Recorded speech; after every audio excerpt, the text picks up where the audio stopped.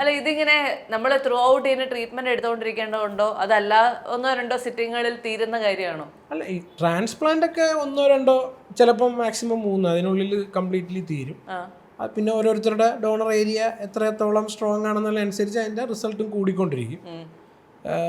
പിന്നെ സിമ്പിൾ പ്രൊസീജിയറാണ്. നമുക്കിത് ചെയ്തുകൊണ്ട് പറയാം, ചെയ്യുന്നതിന് മുന്നെയാണ് ഞാൻ ചിലപ്പം ഡയലോഗ് അടിക്കില്ലായിരുന്നു, ഇപ്പോഴത്തെ ഈ സിറ്റുവേഷൻ ഒക്കെ കൊണ്ട് ചെയ്യത്തില്ലായിരുന്നു. പക്ഷെ ഇപ്പം ചെയ്തുകൊണ്ട് ഇതിനകത്തൊരു പരിപാടിയൊന്നും ഇല്ല, സിമ്പിളാണ്. നന്നായിട്ട് ഞാറ് നടാൻ അറിയുന്നവർ നട്ട ചെടി വളരും, അത്രേ ഉള്ളൂ. പിന്നെ ഇത് കൃത്യമായി ക്ഷമയോടുകൂടി ചെയ്യണം. അത് നല്ല ഹൈ ക്വാളിറ്റി ക്ലിനിക്കിൽ നല്ല അതിന്റെ ഇൻസ്ട്രുമെന്റ്സ് ഉണ്ടല്ലോ.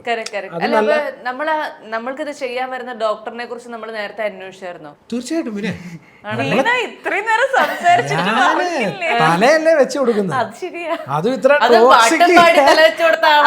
വീണ ഇവിടെ വരുന്നുണ്ട് എന്ന് പറഞ്ഞ് വീണാനെ ഇപ്പൊ നേരത്തെ അറിയുന്നുണ്ട്, കുഴപ്പമില്ല. വീണ അറിയാത്ത ഒരാളാണ് മാഷിനെ ഫോൺ ചെയ്യാണെന്നുണ്ടെങ്കിൽ, മാഷ് വീണ എവിടെ ജനിച്ചു, എങ്ങനെ ജനിച്ചു, ആരിൽ ജനിച്ചു, നീ അച്ഛനെന്താ ജോലി, അമ്മയ്ക്ക് എന്താണ്, ഇതുവരെയുള്ള എല്ലാ ഹിസ്റ്ററിയും പഠിച്ചിട്ടേ പറയുള്ളൂ.